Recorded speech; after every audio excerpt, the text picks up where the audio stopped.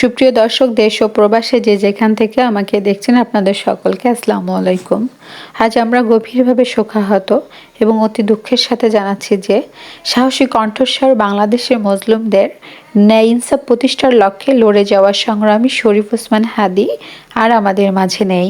ইন্না লিল্লাহি ওয়া ইন্না ইলাইহি রাজিউন। স্বৈরাচার বিরোধী আন্দোলনের সম্মুখ সারির অন্যতম যোদ্ধা ওসমান হাদির মৃত্যুতে গভীর শোক জ্ঞাপন করছি। তিনি এমন এক যোদ্ধা যার কথা জাতি যুগ যুগ ধরে শ্রদ্ধার সাথে স্মরণ করবে। মহান আল্লাহ তাআলা জাতীয় এই বীরকে জান্নাতবাসী করুন এবং শোকাহত পরিবারকে ধৈর্য ধরার তৌফিক দান করুন। অন্যায়ের বিরুদ্ধে অবস্থান, সত্য ন্যায়ের পক্ষে তার আপোষহীন ভূমিকা তাকে মানুষের হৃদয়ে আলাদা জায়গা করে দিয়েছিল। বাংলাদেশের প্রায় প্রতিটি মানুষের হৃদয়ে রক্তক্ষরণ বইছে হাদি ভাইয়ের মৃত্যুতে। তার এই অকাল ও নির্মম মৃত্যু শুধু একটি জীবনহানিই নয়, বরং সমাজের জন্য এক অপূরণীয় ক্ষতি। শত বছরে এমন একজন ওসমান হাদি জন্ম নেয়। তিনি ছিলেন এমন একজন মানুষ যিনি ভয়কে অগ্রাহ্য করে কথা বলেছিলেন, দাঁড়িয়েছিলেন সাধারণ মানুষের পক্ষে ইনসাফ প্রতিষ্ঠার লক্ষ্যে। বিশেষ করে আমার বেশি খারাপ লেগেছে এজন্য যে ওসমান ভাই ছিলেন আমাদের সিলসিলার আলিয়া মাদ্রাসায় পড়ুয়া স্টুডেন্ট। ওনার নানা বাড়ি, দাদা বাড়ির সকলেই মাদ্রাসার শিক্ষক, অধ্যক্ষ, প্রিন্সিপাল। তিনি আলেম পরিবারের একজন সন্তান ছিলেন। প্রকৃত মুসলমান সেই যার হাত এবং মুখ থেকে অপর মুসলমান নিরাপদ থাকে, মানে আমার জবান এবং আমার হাত। আর হাদি ভাই এই ধরনের ছিলেন। আমরা হাদিস থেকে জানি রাসূলুল্লাহ সাল্লাল্লাহু আলাইহি সাল্লাম বলেছেন যে মুমিন ব্যক্তির জন্য মৃত্যু একটি বড় পুরস্কার। তার মৃত্যুটা তাকে কিংবদন্তি করবে। এই জেনারেশনে কিংবদন্তি নাই। এই জেনারেশনের মানুষরা যারা জিয়াউর রহমানকে দেখেনি, শেখ মুজিবুর রহমানকে দেখেনি, এই প্রজন্ম ওসমান হাদিকে দেখেছে। এবং যে মানুষ কখনো নিজের জন্য দোয়া করে না, সেও হাত তুলে দোয়া করছে হাদি ভাইয়ের জন্য। মানুষ তাকে রোল মডেল হিসেবে দেখবে। এত অল্প সময়ে বাংলাদেশকে এত সুন্দর করে রিপ্রেজেন্ট করেছে ওসমান হাদি, যা সকলের মনে গেঁথে আছে এবং থাকবে। এমন একজন ওসমান হাদি প্রতিটা ঘরে ঘরেই দরকার। ভাই, আপনি আমাদের মাঝে না থাকলেও আপনার কণ্ঠ ও আদর্শ বেঁচে থাকবে চিরকাল, চিরদিন ইতিহাসে অমর হয়ে। আল্লাহ পাক তাকে শুক্রবারেই তার কাছে নিয়েছেন। এটা যে কত ভাগ্যের! কারণ শুক্রবারে মৃত্যুবরণ করলে কবরে আযাব হবে না এবং কবরের প্রশ্নের উত্তর আল্লাহ পাক নিজেই দিয়ে দিবেন। 12 ডিসেম্বর গুলিবিদ্ধ হওয়ার পর দেশের সর্বস্তরে মানুষের হৃদয়ে জুলাইয়ের এই সাহসী বিপ্লবী সৎ ইনসাফ শরীফ ওসমান হাদি ভাই জায়গা করে নিয়েছিলেন। হয়তো আল্লাহ পাক এটাই চেয়েছিলেন, সবাই যেন তার ত্যাগ সম্পর্কে জানে, তার নাম জানে, তার আত্মত্যাগকে সম্মান করতে শিখে। আল্লাহ তাআলা নিজেই বলেছেন, আর যারা আল্লাহর পথে নিহত হয় তাদের তোমরা মৃত বলো না, বরং তারা জীবিত, কিন্তু তোমরা তা বুঝতে পারো না। সূরা আল বাকারা 154 নম্বর আয়াত। যুগে যুগে হাদি সবার মাঝে বেঁচে থাকবে, মরেও অমর হয়ে ইনশাআল্লাহ। ঢাকা 8 আসনের স্বতন্ত্র প্রার্থী ওসমান হাদি ভাইয়ের খুনিদের যতক্ষণ পর্যন্ত ভারত ফিরিয়ে না দিবে, ততক্ষণ পর্যন্ত বাংলাদেশে ভারতীয় হাইকমিশন বন্ধ রাখা উচিত অন্তর্বর্তীকালীন সরকারের। হাদিকে শহীদ করে 8 আসনের এমপি প্রার্থী মির্জা আব্বাসের জয়ের পথ নিশ্চিত করলো নাকি, সেটাও কিন্তু অবশ্যই খতিয়ে দেখতে হবে। আমি কোনো রাজনীতি করি না এবং কোনো রাজনৈতিক দলের কর্মীও না, তবে যে সত্য ও ইনসাফের কথা বলে আমি তাকে সাপোর্ট করি। জীবদ্দশায় এ প্রথম কোনো রাজনীতিবিদদের জন্য সাধারণ মানুষকে কাঁদতে দেখেছি।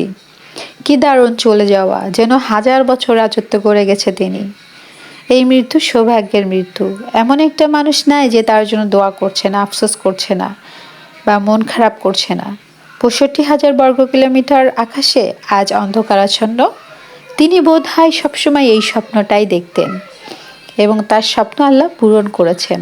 বাংলাদেশের ন্যায় ইনসাফ প্রতিষ্ঠার লক্ষ্যে লড়াকু প্রাণ দেওয়া শহীদ শরীফ ওসমান হাদি ভাইয়ের ঐতিহাসিক স্মরণকালের সবচেয়ে বড় জানাজায় লক্ষ লক্ষ তৌহিদি জনতা ভিড় হয়েছে এবং হাজার হাজার মা বোনরা ঘরে বসে দোয়া করছে। এরকম ভাগ্য কজনের হয়?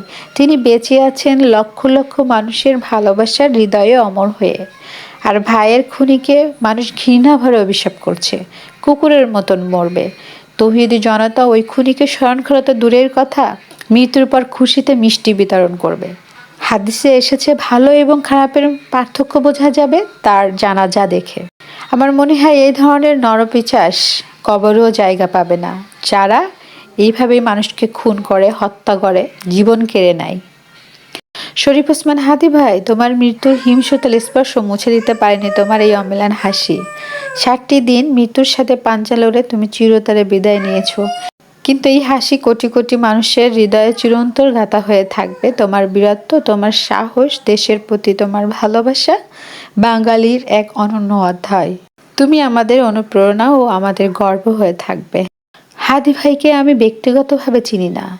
হাদি এভাবেই বাংলাদেশের অসংখ্য মানুষের মনে দাগ কেটে গেছে। দেশের অনেক মানুষ তার ছেলের নাম রাখবে ওসমান হাদি, অনেকেই তার মতো হতে চাইবে। শরীফ ওসমান হাদি নামাজ পড়তো, কবিতা লিখত, কবিতা আবৃত্তি করত, রাজনীতি করত, এমনকি শুনেছি বউকে ঘরের কাজে সাহায্যও করত। এমন একজন নেতা, বন্ধু, ভাই, গ্রাম বাংলার আদর্শ ছেলে। অথচ সেই ছেলেকে তোরা মেরে ফেললি। আমরা কখন মানুষ হব, কখন পরিবর্তন হব? এটাই যদি আমাদের দেশের রাজনীতি হয়, তাহলে ভালো মানুষ আর রাজনীতিতে আসতে চাইবে না।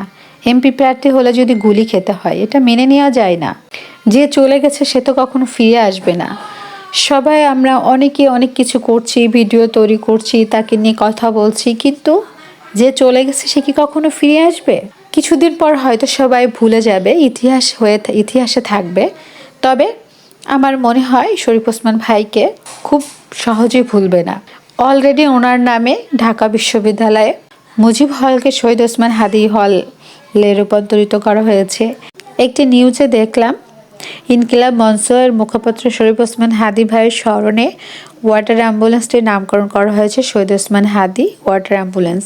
এই ওয়াটার অ্যাম্বুলেন্সের মাধ্যমে নদী ও সাগর বেষ্টিত দুর্গম এলাকায় রোগী পরিবহন, জরুরি চিকিৎসা সহায়তা প্রদান এবং দ্রুত স্বাস্থ্যসেবা নিশ্চিত করা সম্ভব হবে বা করা যাবে।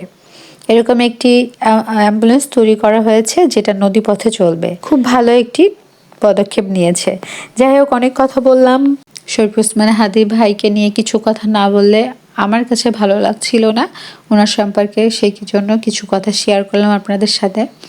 আশা করি ভিডিওটি খারাপ লাগবে না। ধৈর্য সহকারে যারা এত সময় আমার ভিডিওটি দেখেছেন, তো আপনাদেরকে অসংখ্য ধন্যবাদ। ভালো থাকবেন, সুস্থ থাকবেন এবং আমার জন্য দোয়া করবেন। আসসালামু আলাইকুম।